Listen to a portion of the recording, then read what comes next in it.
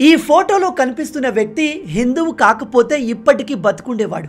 ఎందుకంటే ఇతన్ని చంపిన ఉగ్రవాది నువ్వు ఏ రాష్ట్రం వాడివి, నువ్వు ఏ లాంగ్వేజ్ మాట్లాడతావు, నీది ఏ పార్టీ, నువ్వు ఏ కులం వాడివి అని అడగలేదు. డైరెక్ట్గా నువ్వు హిందువా అని అడిగి హిందువని తెలిసిన వెంటనే అతన్ని అక్కడికక్కడే చంపేశాడు. రీసెంట్గా కాశ్మీర్లో అత్యంత దారుణమైన ఉగ్రదాడి జరిగింది. నిజానికి ఇది స్పెసిఫికల్లీ హిందువులపై జరిగిన దాడి. ఎందుకంటే ఈ దాడి చేసిన ఉగ్రవాదులు ఆ ప్రాంతంలో ఉన్న టూరిస్టుల దగ్గరికి వెళ్ళి నువ్వు హిందువా అని అడిగి మరీ చంపారు. హిందువే అని కన్ఫర్మ్ చేయడానికి వాళ్ళ ఐడి కార్డులు అడిగారు, వాళ్ళ పేర్లను అడిగారు. స్టిల్ వాళ్ళకు డౌట్ ఉంటే ప్యాంటు విప్పమని చెప్పి చూసి కన్ఫర్మ్ చేసి దాదాపు 26 మందిని అక్కడికక్కడే చంపేశారు. ఈ ఉగ్రవాదులు ఒక హిందూ వ్యక్తిని చంపుతూ అతని భార్యతో ఏమన్నారో తెలుసా? వెళ్ళు, నీ మొగుణ్ణి మేము ఎలా చంపామో వెళ్ళి మోడీకి చెప్పమని చెప్పారు. చాలామంది సెక్యులర్ హిందువులు టీవీ డిబేట్స్లో, ఎక్స్లో పోస్టులు పెడుతూ చెబుతూ ఉంటారు ఉగ్రవాదానికి ఎటువంటి మతం లేదు అని. నిజంగా ఉగ్రవాదానికి మతం లేకపోతే మరి ఈ ఉగ్రవాదులు ఎందుకు హిందువుల్ని వెతికి మరీ చంపారు? ఇవి నేను చెప్తున్న విషయాలు కాదు, అక్కడ తమ ఫ్యామిలీ మెంబర్స్ని కోల్పోయిన మహిళలు ఏడుస్తూ చెప్తున్న విషయాలు. నేను ఆ వీడియోస్ని, ఆడియో క్లిప్స్ని ఇక్కడ యూట్యూబ్లో చూపించలేను. చూపిస్తే వెంటనే వీడియోని బ్లాక్ చేస్తారు లేదా రీచ్ని తగ్గించేస్తారు. ఇంటర్నెట్లో సెర్చ్ చేసి చూడండి, ఈ ఉగ్రవాదులు హిందువులను టార్గెట్ చేసి ఏ విధంగా చంపారో మీకు తెలుస్తుంది. ఈ వీడియోలో మనం అసలు కాశ్మీర్లో ఏం జరిగింది, ఈ దాడిని చేసింది ఎవరు, ఉగ్రవాదులు ఏం సాధించేందుకు అమాయక హిందువుల్ని చంపారు అనే విషయాల్ని డీటెయిల్గా తెలుసుకుందాం. కానీ వీడియోలోకి వెళ్లే ముందు మీ అందరికీ ఒక చిన్న రిక్వెస్ట్, ఈ వీడియోని ఎంత వీలైతే అంత షేర్ చేయండి. ప్రతి ఒక్కరికి మన దేశంలో ఏం జరుగుతుంది, దేశంలోని హిందువులతో ఏం జరుగుతుంది, ఇది ఇలాగే కంటిన్యూ అయితే హిందువుల భవిష్యత్తు ఎలా ఉండబోతుంది అనేది ప్రతి ఒక్కరికి తెలియాలి. అలా తెలియాలి అంటే మీరు ఈ వీడియోని ఎంత వీలైతే అంత షేర్ చేయండి అండ్ లైక్ చేయడం మర్చిపోవద్దు. ఎన్ని ఎక్కువ లైక్స్ వస్తే ఈ వీడియోని అంత ఎక్కువ మందికి యూట్యూబ్ రికమెండ్ చేస్తుంది. ఇక టాపిక్లోకి వెళ్ళిపోదాం.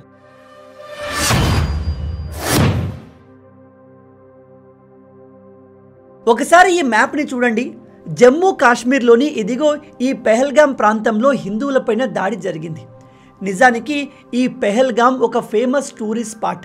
ఇక్కడే ఎక్కువ మంది టూరిస్టులు ఉంటారు. అందుకే ఉగ్రవాదులు ఈ ప్లేస్ని టార్గెట్గా పెట్టుకున్నారు. షాకింగ్ విషయం ఏమిటంటే ఈ దాడి అందరూ చూస్తుండగా మధ్యాహ్నం 2:30 జరిగింది. లోకల్స్ చెప్తున్న దాని ప్రకారం ఈ ఉగ్రవాదులు మన సెక్యూరిటీ ఫోర్సెస్ లాగా యూనిఫామ్ వేసుకొని అక్కడ చెట్లలో ముందే దాక్కుని ఉన్నారు. హెవీ ఆయుధాలతో ఒక్కసారిగా బయటకు వచ్చి ప్రజలపైన ఓపెన్గా కాల్పులు జరపడం మొదలుపెట్టారు. ఈ ఉగ్రవాదులు అక్కడ ఉండే హిందువులను ఏ విధంగా టార్గెట్ చేశారో తెలిస్తే నిజంగా మీ రక్తం మరిగిపోతుంది. ఇక్కడ కనిపిస్తున్న ఈ వ్యక్తి పేరు మంజునాథ్, కర్ణాటకకు చెందినవాడు. భార్య పిల్లలతో కాశ్మీర్ని చూద్దామని ఎంతో ఆశగా వచ్చాడు. కానీ ఒక ఉగ్రవాది ఇతని దగ్గరికి వచ్చి నువ్వు హిందువా అని అడిగాడు. ఇతను హిందువని కన్ఫర్మ్ అయిన వెంటనే అతని ఛాతీ పైన గన్ పెట్టి కాల్చి చంపేశాడు. తన భార్య పిల్లల ముందే ఈ మంజునాథ్ని గన్తో కాల్చి చంపేశాడు. దాన్ని తట్టుకోలేక ఇతని భార్య పల్లవి గట్టిగా అరుస్తూ మా ఆయన్ని చంపేశావు, నన్ను కూడా చంపేయమంటూ ఆ ఉగ్రవాది ముందు ఏడవడం మొదలుపెట్టింది. అప్పుడు వాడు ఏమన్నాడో తెలుసా? లేదు, నువ్వు బతకాలి, మేము నీ మొగొన్ని ఎలా చంపామో వెళ్ళి మోడీకి చెప్పుకో అన్నాడు. చూసారా, ఈ ఉగ్రవాదులకు హిందువులన్నా మోడీ అన్నా ఎంత హేట్ ఉందో. ఇప్పటి వరకు కాశ్మీర్ నుంచి వచ్చిన రిపోర్ట్స్ ప్రకారం దాదాపు 26 మంది టూరిస్టులు చంపబడ్డారు. చాలామంది సివియర్గా గాయపడ్డారు. మృతుల సంఖ్య ఇంకా పెరిగే అవకాశం ఉంది. ఇప్పటి వరకు తెలిసిన ఇన్ఫర్మేషన్ ప్రకారం మన తెలంగాణ, కర్ణాటక, మహారాష్ట్ర, వెస్ట్ బెంగాల్, ఢిల్లీ అండ్ తమిళనాడుకు చెందిన టూరిస్టులు అక్కడ చంపబడ్డారు. ఇక్కడ ఒక విషయాన్ని బాగా గుర్తుపెట్టుకోండి, హిందువుల్ని టార్గెట్ చేసి చంపిన ఈ ఉగ్రవాదులు నీ కులమేంటి, నీకు ఏ లాంగ్వేజ్ వచ్చు, నీకు తమిళ్ వచ్చా, తెలుగు వచ్చా, హిందీ నేర్చుకుంటావని అడగలేదు. డైరెక్ట్గా నువ్వు ముస్లిమా హిందూ అని అడిగాడు. హిందూ అని తెలిసిన వెంటనే వాళ్ళను అక్కడికక్కడే చంపేశాడు. ఈ చనిపోయిన వాళ్ళందరూ హిందువులు కాకుండా ముస్లింలైతే వాళ్ళు ఇప్పటికీ బతుకుండేవారు. నేను ట్విట్టర్లో ఈ ఇన్సిడెంట్ గురించిన ఇన్ఫర్మేషన్ కోసం చూస్తున్నప్పుడు కొంతమంది మన తెలుగు వాళ్ళు కాశ్మీర్లో చనిపోయిన వాళ్ళ లిస్ట్ను చూసి అందులో ఒక ముస్లిం పేరు ఉంటే దాన్ని చూపించి ఒక ముస్లిం కూడా ఈ దాడిలో చనిపోయాడు కాబట్టి ఉగ్రవాదులకు మతంతో సంబంధం లేదు అని చెప్తున్నారు. అలాంటి వాళ్ళకి చెప్తున్నాను, మీరు లిస్ట్ని చూసి మాట్లాడుతున్నారు.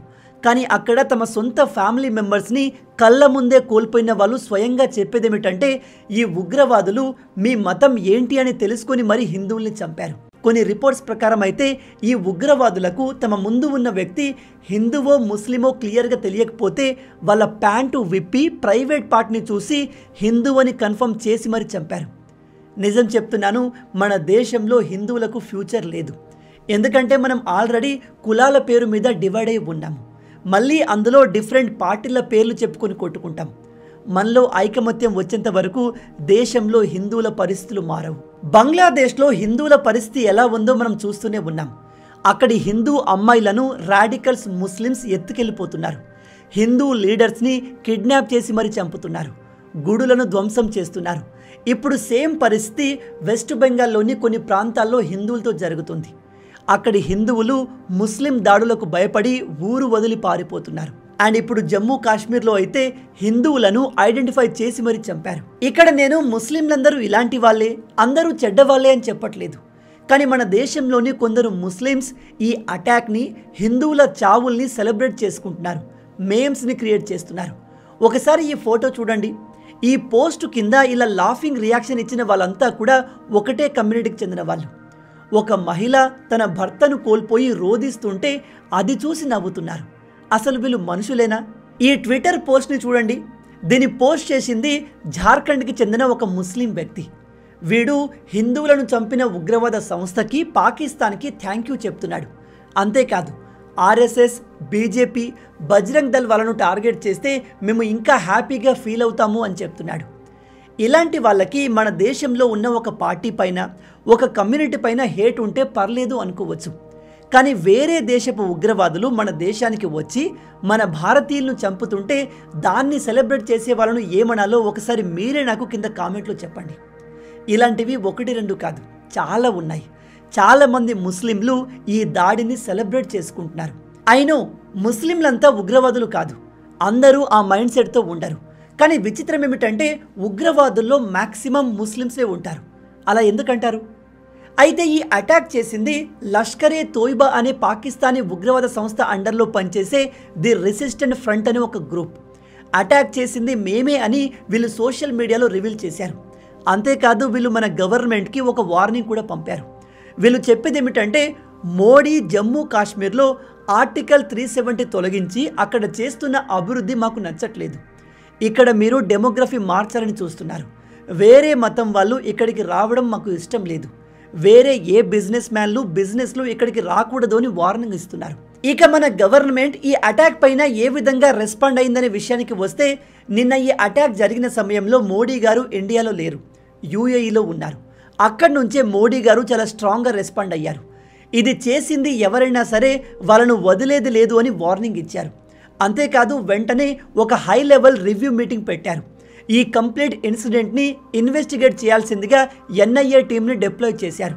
ఈ ఉగ్రవాదుల్ని పట్టుకోవడానికి కౌంటర్ ఇన్సర్జెన్సీ టీంని కూడా రంగంలోకి దింపారు.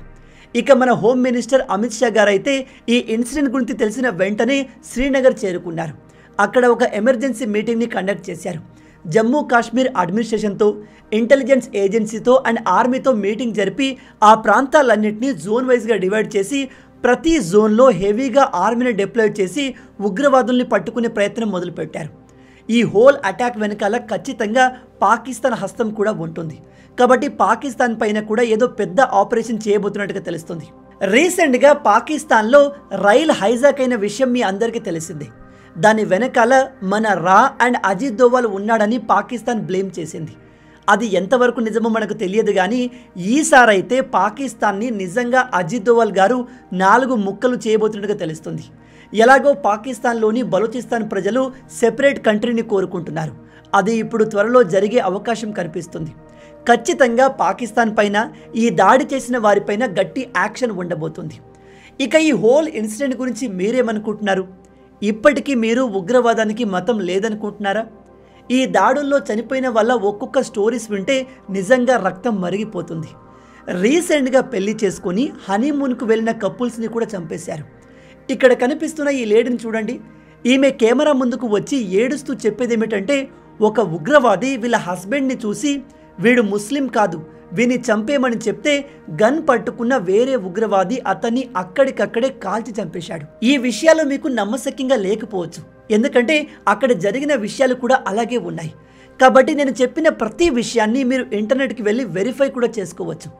మళ్ళీ చెప్తున్నాను, ఈ విషయాలు ప్రతి ఒక్కరికి తెలియాలి. కాబట్టి వీడియోని లైక్ చేసి అందరితో షేర్ చేయండి. మొత్తంగా ఇవి ఈ వీడియోకి సంబంధించిన పూర్తి విషయాలు. ఈ టాపిక్ పైన ఏవైనా ఇంపార్టెంట్ అప్డేట్స్ వస్తే ఇంకో వీడియోతో మీ ముందుంటాను.